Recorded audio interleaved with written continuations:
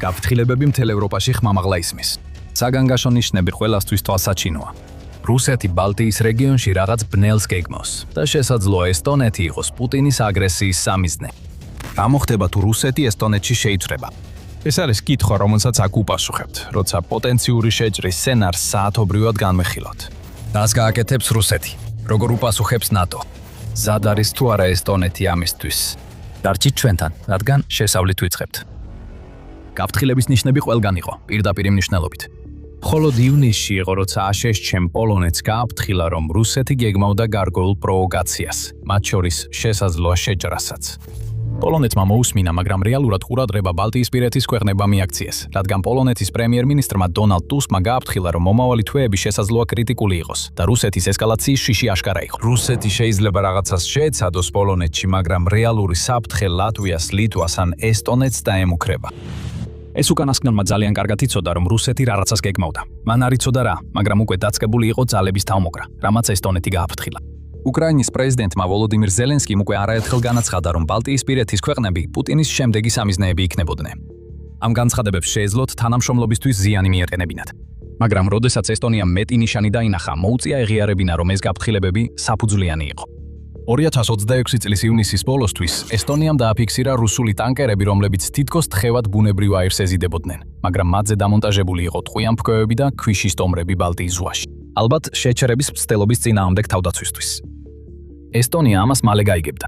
რუსეთმა ასევე შეაჩერა ყველა სარკინიგზო სასაზღვრო გამშვები პუნქტის მუშაობა ლატვიაში, ფინეთსა და ესტონიაში ივლისის დასაწყისში, სავარაუდოდ, რათა რუსი სამოქალაქო პირები უნებლიეთ არ გადასულიყვნენ ესტონეთში. გაფრთხილებები ცარიელი არ ყოფილა. სულ რამდენიმე თვეში რუსეთი შეიჭრა.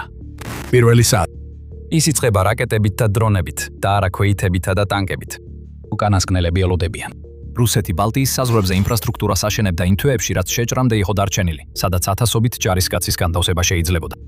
ისინი მოვლენ, მაგრამ ჯერ ესტონეთი ისეთივე თავდასხმას ატკდება, როგორცაც უკრაინა ოღონდ უნკლავდება. ისკანდერის და ოროშნიკის რაკეტები ტალინსა და სხვა ესტონურ ქალაქებში აფეთქდება, როცა ასობით რუსული შაჰედის ტიპის დრონი თრონ თავს ესხმის. ესტონეთმა ყველაფერი წინასწარ დაინახა. საჰაერო და სახმელეთო მეთვალყურეობამ მის საზღვრებზე დრონები და რაკეტები დააფიქსირა. მაგრამ იმის გამო, რომ ესტონეთს არ ჰქონდა ისეთი დიდი მარაგი ჩამჭერი დრონებისა, როგორიც უკრაინას აქვს, მას გაუჭირდა რუსეთის შის შაჰედის ტიპის დრონების შეჩერება. და მიუხედავად იმისა, რომ ქვეყანამ 1,2 მილიარდი დოლარი გამოყო თანამედროვე საჰაერო თავდაცვის სისტემაზე, როგორიცაა პატრიოტი, ის დროულად არ ჩამოსულა, რომ რაკეტები შეეჩერებინა. რუსეთის თავდაპირველი შეტევის ბოლოს ასობით ესტონელი მშვიდობიანი მოქალაქე იყო დაღუპული. შემდეგ რუსეთმა ჯარები და ტანკები შეიყვანა. თავდაპირველად მცირე შეღწევითი დანაყოფები. ესტონეთი თავის ჯარებს უპირისპირებს, მაგრამ იცის, რომ დროის ათვლა უკვე დაიწყო. როდესაც რუსეთი ესკალაციას ახდენს, ესტონეთის ამოცანა იქნება, რაც შეიძლება დიდხანს გაუძლოს, თავი დაიცვას რუსეთთან ბრძოლაში, სანამ ნატოს მოკავშირეები მოიკრებენ ძალებს. ესტონეთი იცის, რომ პირდაპირ ბრძოლაში ვერ გაიმარჯვებს. ამაში ხელი არ შეუწყო აშშ-ში გადაწყვეტილებამ, რომელმაც ესტონეთიდან 500-ზე მეტი ჯარისკაცი გაიყვანა, რასაც აშშ-ში ზაფხულის როტაციას უწოდებს. ესტონეთს არ ჰქონდა წარმოდგენა, როდის დაბრუნდებოდნენ ეს ჯარისკაცები და ახლა უკვე ძალიან გვიანია. თუ რუსეთის თავდასხმის შედეგად ერთი ამერიკელი მაინც დაზარალდებოდა, ესტონეთს გარანტირებული ექნებოდა აშშ-ში სწრაფი პასუხი, რომელიც რუსეთს სწრაფად შეაჩერებდა. ამჟამად ქვეყანას ჰყავს არმია 7700 მოქმედი წევრით და 230,000 რეზერვისტით. რომ დაუპირისპირდეს რუსულ ძალას, რომელიც შესაძლოა 3 მილიონზე მეც მიაღწიოს, თუ ვლადიმერ პუტინი მობილიზაციას გამოაცხადებს და რუსეთის ყველა რესურსს ამ უკანასკნელ შეჭრას მოახმარს. სიტუაცია ჯერ ამ დონემდე არ მისულა, მაგრამ როგორც კი შეჭრა მძაფრდება, ესტონეთი აცნობიერებს, რომ უკუთვლა უკვე დაიწყო. კვლევებმა აჩვენა, რომ რუსეთს მხოლოდ 90 დღე დასჭირდება, რათა ყველა ბალტიის ქვეყანა დაიპყროს. ტალინი შეიძლება ბევრად უფრო სწრაფად დაეცეს. შესაძლოა სულ რაღაც 60 საათში რუსეთის ტანკები ესტონეთის დედაქალაქს მიაღწიონ. ამოცანაა, რომ ფრონტი შევინარჩუნოთ. ესტონეთის არმია საქმეს იწყებს. შემდეგი 23 საათი. ევროპის მასშტაბით ოფიციალური პირები სასწრაფოდ მოქმედებას იწყებენ. ბევრს ეგონა, რომ რუსული თავდასხმა ოდესმე მოხდებოდა, მაგრამ არა ასე მალე. უკრაინა აფრთხილებდა, რომ ეს 2027 წლის დასაწყისში მოხდებოდა. გერმანიას ეგონა, რომ რუსეთი 2029 წელს იქნებოდა მზად, მაგრამ თავდასხმა უფრო ადრე მოხდა, ვიდრე ვინმეს ეგონა. და მთელი ევროპა, განსაკუთრებით ის ქვეყნები, რომლებიც ესტონეთთან ერთად ნატოს წევრები არიან, იციან, რომ მალე ზარი გაისმება. მათ მოუწევთ თავიანთ მოკავშირესთან ერთად ბრძოლა, აღმოსავლეთ ფრონტზე, რომელიც ახლახან ჩამოყალიბდა. ამასობაში ესტონეთი თავის გადარჩენისთვის იბრძვის. მზადდება ნატოს მეხუთე მუხლის ამოქმედებისთვის, მაგრამ დრონები და რაკეტები კვლავ დაფრინავენ, ხოლო რუსეთის სახმელეთო შეჭრა კიდევ უფრო ფართოვდება. დივერსანტების მცირე ჯგუფები თანდათან უფრო დიდ დანაყოფებად იქცევიან ტანკებითა და ჯავშან მანქანებით. ესტონეთი პასუხობს თავდაცვითი პოზიციების გამაგრებით და ცდილობს თავისი გამაგრებული ხაზების შენარჩუნებას. ამისთვის წინასწარ თხრილები გაითხარა. ესტონეთის დრონები იწყებენ ფრენას და მისი ჯავშან ტექნიკა გამოდის რუსი დამპყრობლების შესის შესახვედრად. ჰაიმარსის გამშვები დანადგარები მოქმედებაში მოჰყავთ. ესტონეთმა 2026 წლის აპრილში კიდევ 3 შეიძინა და ეს გამშვები დანადგარები გადამწყვეტ როლს ასრულებს გრძელდისტანციურ სტრატეგიაში, რომელსაც ესტონეთი იყენებს რუსეთის ზურგში დასარტყმელად, როცა ფრონტის ხაზი ფართოვდება. ეს საკმარისი არ იქნება რუსეთის შესაჩერებლად, უბრალოდ პუტინის ძალებს შეანელებს. თუმცა ესტონეთს კარგად ესმის, რომ მას ერთგვარი კოზირი აქვს, რაც მას ტრაგიკულ, მაგრამ რეალურ იმედს აძლევს ნატოს სწრაფი რეაგირებისათვის. აშშ-ის ჯარები შეიძლება გამოყვანილი იყოს, თუმცა ესტონეთში ნატოს სხვა ქვეყნების ძალები რჩებიან. უკვე 2024 წელს გაერთიანებულმა სამეფომ ესტონეთის თავდაცვისთვის ბრიგადა გამოგო და ახლა ბრიტანელი ჯარისკაცები რუსეთის წინააღმდეგ ომის წინა ხაზზე აღმოჩნდნენ. ნატომ ასევე გააძლიერა საჰაერო პატროლირების მისია როგორც ესტონეთში, ასევე ლიტვაში ივლისში, რაც ნიშნავს, რომ გამანადგურებლები რუსეთის დრონებისა და რაკეტების წინააღმდეგ მოქმედებენ და ასევე იმას, რომ სხვა უცხოელი ჯარისკაცებიც, რომლებიც ნატოს წევრი ქვეყნების მოქალაქეები არიან, ესტონეთში რუსეთის წინააღმდეგ იბრძვიან. ესტონეთს არ სურს, რომ ეს მოხდეს, მაგრამ რომელიმე ამ უცხოელი ძალის მსხვერპლი ესტონეთის სასარგებლოდ იმოქმედებს, რადგან ნატოს მხრიდან ბევრად უფრო სწრაფ რეაგირებას უზრუნველყოფს. 24 საათი გავიდა. მუხლი 5 ოფიციალურად ამოქმედდა, რაც ალბათ ნატოს ქარტიის ყველაზე მნიშვნელოვანი მუხლია. მუხლი 5 მოუწოდებს ნატოს წევრებს დახმარება გაუწიონ ნებისმიერ წევრს, რომლის ტერიტორიაზეც თავდასხმა გაახორციელდება. და ესტონეთს ეს დახმარება ახლა ყველაზე მეტად ჭირდება. პუტინმა ეს ელოდა, მან ძალიან კარგად იცის მუხლი 5 და ესმის, რომ მისი შეტრა ამ მუხლს აამოქმედებს. მისი გათვლა ისაა, რომ ნატოს წევრებს იმდენი დრო დასჭირდებათ იმის გადასაწყვეტად დაეხმარონ თუ არა, როგორ და როდის გაუგზავნონ ეს დახმარება, რომ ესტონეთი უკვე დაეცემა, სანამ ნატო ყველაფერს გაარგოს. პუტინმა ბევრი იშრომა ნატოში განხეთქილების დასათესად. ისიც კი გააკეთა, რომ შეერთებული შტატები манипуляციით აიძულა საჯაროდ დაედანაშაულებინა თავისი ნატოელი მოკავშირეები და რამდენჯერმე დაემუქრებინა ალიანსიდან გასვლით. რაც უფრო მეტ დროს მოუტანს პუტინის ინტრიგები რუსეთს, მით უკეთესი იქნება მისი შანსები ესტონეთში. ეს ძალიან რეალური შიშია ესტონეთისთვის. ჩვეულებრივ რუსეთის პროვოკაციები ნატოს წევრი ქვეყნების წინააღმდეგ იწვევს მეოთხე მუხლის ამოქმედებას, რაც კონსულტაციებს ნიშნავს და არა ქმედებას. თუ ესტონეთი ამ გზას აირჩევს, შეიძლება კვირები ან თვეებიც კი დასჭირდეს მეხუთე მუხლის ამოქმედებას, რათა ესტონეთმა მიიღოს მისთვის საჭირო რეაგირება. ესტონეთს კარგად ესმის, რომ მას ამდენი დრო არ აქვს. ამავე დროს ნატოს წევრებიც ასე ფიქრობენ. მაგრამ მეხუთე მუხლის ამოქმედების ერთადერთი პრეცედენტი 9/11-ის თავდასხმებია და ნატოს წევრებს რამდენიმე კვირა დასჭირდათ 2001 წელს, რათა მიეღოთ კონსენსუსი, როგორ ეპასუხათ. მიუხედავად ამისა, მეხუთე მუხლი ამოქმედდა.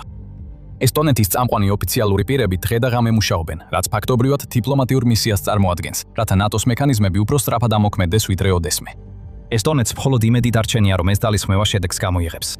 მაგრამ სანამ ამ შეჭრის სცენარში უფრო ღრმად შევალთ, შეგახსენებთ, რომ თქვენ უყურებთ სამხედრო შოუს. თუ ჯერ არ გაქვთ გამოწერილი, ეხლა იდეალური დროა დააჭილოთ ამ ღილაკს და ჩართოთ შეტყობინების ზარი, რომ არ გამოგჩეთ ჩვენი შემდეგი ვიდეოები. 48 საათი გავიდა.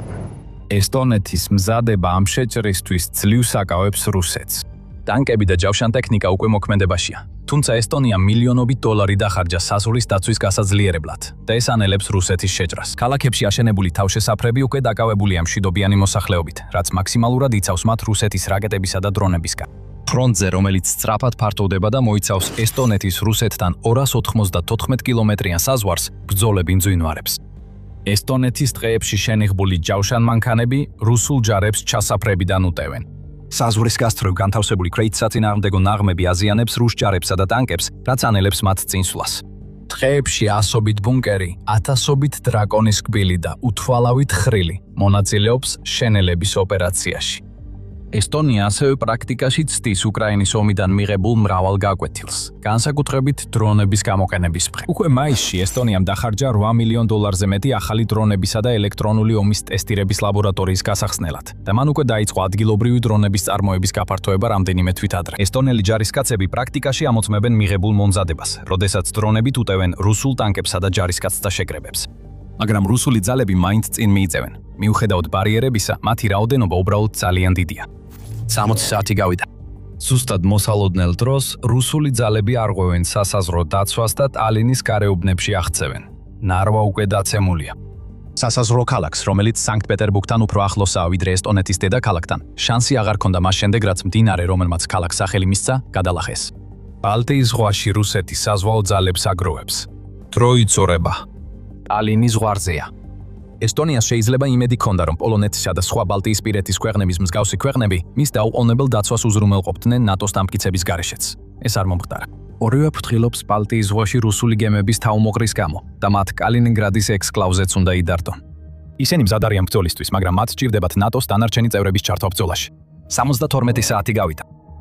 დისკუსიები დაძაბულია, რადგან ნატოს წევრები უყურებენ, როგორ არის მისი აღმოსავლეთის ფლანგის მნიშვნელოვანი ნაწილი რუსეთის წინააღმდეგ თითქმის დაპყრობის ზღვარზე. გადაწყვეტილება უნდა მიიღონ. პუტინი იმედოვნებს, რომ ნატო ძალიან ნელა უპასუხებს მოწოდებას. 72 საათი უკვე დამანგრეველია ესტონეთისთვის, რადგან ტალინში ტერიტორია საათობრივად იკარგება. ნატო პუტინის ბლებს არ ყვება. მკაცრი განცხადებები ან უსარგებლო მოწოდებები პუტინს შეწყვიტოს თავისი ქმედებები არ იქნება. რაც ესტონეთში ხდება, ეგზისტენციალური საფრთხეა მთელი ევროპისათვის და ნატოს ევროპელი წევრები ამას კარგადაც ცნობიერებენ.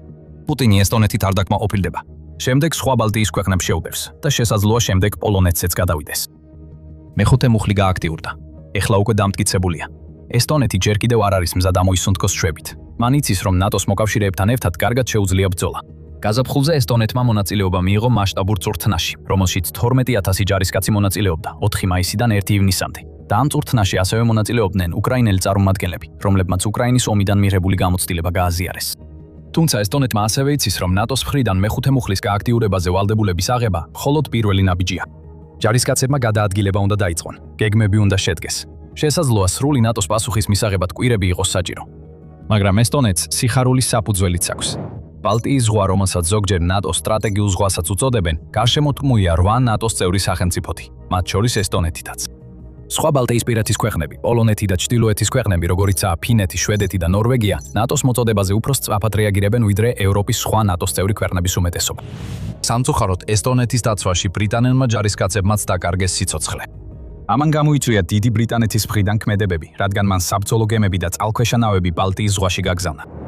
შვედეთის კოტლანდის კუნძული და დანიის ბორნჰოლმი სწრაფად იქცევა სტრატეგიულ ბარიერებად, რომლებიც ანელებს რუსული საბრძოლო გემების მოძრაობას და უშლის მათ ხელს, რომ ესტონეთის სანაპიროსკენ ცეცხლი მიმართონ.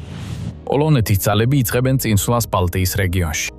კალინინგრადი მიუხედავად იმისა, რომ საშიში იყო, სწრაფად გაუმკლავდნენ. ნატოს აღმოსავლეთის საჰაერო ძალების მიერ გაჩენილი ცეცხლოვანი შტორმი ანადგურებს რუსეთის კალინინგრადის ბაზების უმეტესობას. ასევე ანეიტრალებს ექსკლავში არსებულ მრავალ ელექტრონული ომის ცენტრს, რომლებიც ბალტიის ზღვაში პრობლემებს შეიძლება ქმნიდნენ. კალინინგრადი უსარგებლო არ არის. ყველა სარაკეტო გაშვების წერტილი, რომელსაც ნატო ვერ ანადგურებს, სროლას იწყებს, თუმცა ყოველი გაშვება ადგილმდებარეობას ამჟღავნებს და მას საჰაერო დარტყმა მოხვდება. ნატოს მექანიზმები მუშაობს. ესტონეთი ბრძოლას აგრძელებს. 2 კვირაა გასული. ესტონეთის უმეტესი ნაწილი რუსეთის მიერაა ოკუპირებული, მაგრამ სხვა ბალტიისპირეთის ქვეყნებისა და პოლონეთის, ასევე სკანდინავიური ქვეყნების ჩართულობით, ესტონელთა უკანდახევები ტაქტიკური იყო. ახლა კი აშკარა ფრონტია, სადაც ორივე მხარეს ათასობით ჯარისკაცია, და მათ რუსეთის წინსვლა თითქმის შეჩერებამდე შეანელა. ნატოს კიდევ უფრო მეტი ძალა ყოველდღიურად მიემართება ბალტიის რეგიონში. როდესაც ლოგისტიკური საკითხები მოგვარდება, ბალტიის რეგიონში იარაღის უწყვეტი ნაკადი იწყებს შემოდინებას. პოლონეთი აშკარად გამორჩეულ მოთამაშედ ყალიბდება. ისმან ძალებმა უკვე შეიჭრნენ და აიღეს კალინინგრადის საჰაერო დარტყმების ტალღაში. ნატოს ყველაზე დიდი ხარჯების მქონე ქვეყანა MŠP-სთან მიმართებაში უკვე თავის შედეგს აჩვენებს, რადგან პოლონური ტანკები, ჯავშანმანქანები და თანამედროვე თვითმფრინავები ეხმარება ესტონეთს, რომ დაიწყოს რუსული ძალების უკუგდება. რა თქმა უნდა, რუსეთი მხოლოდ იმით არ შემოიფარგლება, რაც თავიდანვე ჰქონდა. როცა ნატოს ძალები ბალტიის რეგიონში შედიან, რუსეთი ათასობით დამატებით ძალას აგზავნის. გეგმა მარტივია. შექმნას იგივე გამოფიტვის ომი, როგორიც რუსეთს უკრაინაში აქვს. თუ ეს საკმარისი იქნება იმისთვის, რომ რუსეთმა ესტონეთი ან სხვა ბალტიის ქვეყანა დაიკავოს, პუტინს ექნება ბერკეტი, რომლითაც ნატოს მოლაპარაკებების მაგიდასთან დაჯდომას აიძულებს. ესტონეთის ძალებს კიდევ ერთი პრობლემა აქვთ მოსაგვარებელი. ესტონეთის მოსახლეობის დაახლოებით მეოთხედი ეთნიკური რუსებისგან შედგება და ამ ადამიანებიდან ზოგიერთები ქვეყნის შიგნით ესტონეთის წინააღმდეგ იბრძვიან. დივერსანტები და ჰაკერული ჯგუფები ასუსტებენ ესტონეთის თავდაცვას და ცდილობენ დააზიანონ მისი სოციალური სტრუქტურები. ესტონეთს არ ჰქონდა დრო, რომ რუსეთის თავდასხმამდე თავისი ტერიტორიიდან გაეძევებინა არამოქალაქე რუსი მოსახლეობის დიდი ნაწილი და ისინი ახლა პრობლემებს ქმნიან. თუმცა ვიდარება ნელ-ნელა იცვლება. ნატო უფრო სწრაფად იმოქმედა, ვიდრე პუტინი ელოდა და რუსეთი უკვე ამის პასის გადახდას იწყებს. ერთი თვე გავიდა. გაარღვევა. ნატოს ევროპული წევრები სწრაფად გამოეხმაურნენ რუსეთის მიერ ესტონეთში შეჭრას. აშშ-კი უფრო ნელა რეაგირებდა, მაგრამ ერთი თვის ბრძოლის შემდეგ აშშ-კემ დაინახა, რომ რუსეთი ბევრად უფრო შორს წავიდა, ვიდრე უბრალოდ პროვოკაცია. მიუხედავად იმისა, რომ ომი ჯერ კიდევ ბალტიის რეგიონს არ სცდება, ძალიან ბევრი ადამიანი იღუპება და აშშ-ში ამას აცნობიერებს. მიუხედავად ადმინისტრაციის მთელი ხმაურისა, მისი ძალაუფლების ბაზა ევროპაში საფრთხის ქვეშაა, განსაკუთრებით ახლა, როცა ბრძოლაში მხოლოდ ესტონეთი აღარ მონაწილეობს. აშშ-ში იწყებს ჯარების გაგზავნას. ჩამოსვლას დრო დასჭირდება, მაგრამ ისინი მოდიან. პუტინისთვის უკვე გაგზავნილია სიგნალი, რომ მისი ნებისმიერი გამოცდა, რომლის მოწყობასაც ცდილობდა, ჩავარდა. თუ ნატო მთლიანად დაუპირისპირდება რუსეთს, ნატოს ყველა მიმართულებით უპირატესობა აქვს. მათ შეუძლიათ ბრძოლაში ჩართონ თითქმის 3-ჯერ მეტი მოქმედი ჯარისკაცი და მეტი თვითმფრინავი, ტანკი, ჯაშან-მანქანა, გემი და საარტილერიო დანადგარი. პუტინი აგრძელებს ეწოლას, მაგრამ მას კიდევ ერთი პრობლემა აქვს, რომელიც საბოლოოდ რუსეთის დაღუპვის მიზეზი ხდება. 2 თვე გავიდა. პუტინის გათვლები ესტონეთის შეჭრაზე ეფუძნებოდა ნატოს ნელ რეაგირებას და ესტონეთის სწრაფად დაპყრობას. არც ერთი არ გამართულა. და ახლა მისი პრობლემა ისაა, რომ იმდენად ამპარტავანი იყო, სჯეროდა, რომ ნატოს რეაგირებამდე ესტონეთს დაიპყრობდა, რომ არ დაელოდა უკრაინის ომის დასრულებას. რუსეთი ახლა 2 ომშია ჩართული. ერთი ნატოს აღმოსავლეთ ფლანგზე, მეორე კი უკრაინაში. წარმოიშვა ჩიხური სიტუაცია. თუ პუტინი უკრაინიდან ჯარებს ესტონეთის რეგიონში გადაიყვანს, უკრაინა შეძლებს ტერიტორიების დაბრუნებას და პირიქით, ნატო რუსეთის ძალებს კიდევ უფრო უკან დაახევინებს. ამ დროს კი ნატოს ლოგისტიკური არხები ჯარებსა და ტექნიკას მუდმივად აღმოსავლეთ ფრონტისკენ გზავნის. ორივე მხარე ერთმანეთს რაკეტებს ესვრის. ნატოს უპირატესობა საჰაერო ძალებში ნიშნავს, რომ რუსეთის სამხედრო ობიექტები რაკეტებითა და ბომბებით ნადგურდება. მაგრამ აშშ-ში ჩართულობის პირობებში პუტინი იცის, რომ ბირთვული არახს ვერ გამოიყენებს, რადგან ამას თანაბარი პასუხი მოხვება, რაც ამ ომს მსოფლიო დამანგრევლად აქცევს. და გარდა ამისა, მას არ სურდა ნატოს ყველა ქვეყანასთან ბრძოლა. მას სურდა ესტონეთის და შესაძლოა სხვა ბალტიისპირეთის ქვეყნების დაპყრობა და შემდეგ ნატოს დარჩენილი წევრების მოლაპარაკებებზე იძულება. რუსეთმა ძალები ზედმეტად გადაანაწილა. პუტინს უნდა მოესმინა ესტონეთის საგარეო დაზვერვის სამსახურის ყოფილ დირექტორ რეინერ საქსისთვის, როდესაც მან თქვა, რომ რუსეთს არ აქვს შესაძლებლობა ომი დასავლეთისკენ გააფართოოს და რომ ის საჰაერო დარტყმების მიმართ მოწყვლადია. მას შემდეგ, რაც უკრაინამ ასე ეფექტურად გაანადგურა რუსეთის საჰაერო თავდაცვის სისტემები, ახლა პუტინი ხედავს, როგორ მართლდება ეს სიტყვები. მისი არმიის გაყოფაც პრობლემაა. ბევრი ჯარისკაცი, რომელსაც ის ნატოს წინააღმდეგ საბრძოლველად აგზავნის, სუდად მომზადებული რეზერვისტებია, რომლებიც უკრაინის ხორცსაკებში გაგზავნისთვის ემზადებიან. ისინი მზად არ არიან ნატოს გაერთიანებული ძალისთვის, რომელიც სწორედ ასეთი ომისთვის ვარჯიშობდა. ნატოს ძალები ასევე უფრო პირდაპირ თანამშრომლობენ უკრაინასთან ვიდრე ოდესმე და ეს ზრდის იმის ალბათობას, რომ ნატო უკრაინაში ჯარისკაცებს გაგზავნის რუსეთის წინააღმდეგ საბრძოლველად. ასე არ უნდა ყოფილიყო. ესტონია სწრაფად უნდა დაცემულიყო. მაგრამ ასე არ მოხდა. და ეხლა პუტინს თავის სასოწარკვეთილებაში მოუწევს გადაწყვიტოს უკან დახევა. მან ნატო გამოსცადა და ბევრად მეტი მიიღო ვიდრე ელოდა. რაც აქ წარმოვადგინეთ, ეს მხოლოდ ერთ-ერთი შესაძლო სცენარია იმ მრავალიდან, რაც შეიძლება მოხდეს, თუ რუსეთი ესტონეთში შეიჭრება. და ეს ალბათ საუკეთესო შესაძლო სცენარია. ძალიან ბევრი რამ ნატოს რეაგირებაზეა დამოკიდებული. სიჩქარე, ძალა, რამდენად ჩართულია აშშ-ში და როგორ არის მოწყობილი ლოგისტიკური არხები. შეჭრის დროიც ფაქტორია. ჩვენ ვარაუდობთ, რომ უკრაინის ომი კვლავ გრძელდება, როცა რუსეთი იჭრება, მაგრამ პუტინმა შეიძლება დაიცადოს, სანამ ეს ომი დასრულდება. თუ დაუშვებთ, რომ ის დასრულდება იმ დროის ფარგლებში, რაც პუტინს ესაჭიროება ესტონეთში შეჭრის განსახორციელებლად. ასევე კიდევ ერთი ვარაუდი გავაკეთეთ, რომ რუსეთს საერთოდ ექნება შესაძლებლობა ესტონეთში შეიჭრას საკმარისად ძლიერი ძალით. ეს არ არის გარანტირებული, განსაკუთრებით მაშინ, როცა უკრაინის ომმა უკვე იმდენი პრობლემა შეუქმნა რუსეთს. ციფრები არ იტყუებიან. უკრაინაში დანაკარგები რუსებისთვის ძალიან მაღალია. დემოგრაფიული კრიზისი მიმდინარეობს და ნებისმიერი სხვა შეჭრა რუსეთს კიდევ უფრო დაუცველს გახდის იმ მტრების წინაშე, რომელთა არსებობაც მას არც კი ეცოდინება. გსურთ მეტი გაიგოთ? მაშინ ნახეთ ჩვენი ვიდეო. თუ მოგეწონათ ეს ვიდეო, გამოიწერეთ არხი და აჭირეთ ზარის ღილაკს, რომ ნახოთ მეტი The Military Shows-გან. მადლობა ყურებისთვის.